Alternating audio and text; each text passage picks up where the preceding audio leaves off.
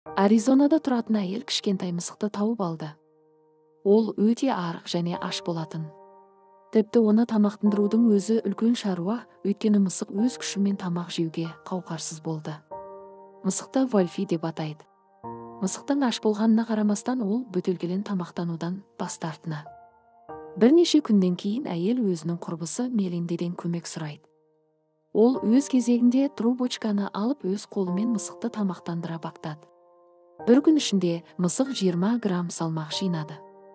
Барлығы Вольфидің тірі қалғанын қалады. Осы мақсатта қолдарынан келгенін істеп бақты. Кішкентайынан жетім қалған мысық өте әлсіз. Сондықтан оның иммунитетін көтеру үшін дәрі-дермектердің көмегіне жүгінеді. Шелби мен күйеуі Брэндонның мысық күні бойы қарауында болды. Оны тамақтандырып жылытты. 4 күнгі берілген антибиотиктердің нәтижесінде мысықтың жағдайы қалыпқа келе бастады. Вольфи адамдарға тез бауыр басып қалып, үнемі олардың назарында болғанды ұнататын. Жалғыз қалғысы келмегені сонша миялау бастайды екен. Осы сәтте Вольфке 3 апта болып, оны салмағы 2 есе өсті. Ол өте бақытты, көп өтпей ол үлкен әрі мықты мысыққа айналады. Егер осындай видеоларды жиі көргіңіз келсе, каналға жазылып, лайк басуды ұмытпаңыз. Қоңыраушаны қосып қойыңыз. Сіздермен бірге болған оқиғалар.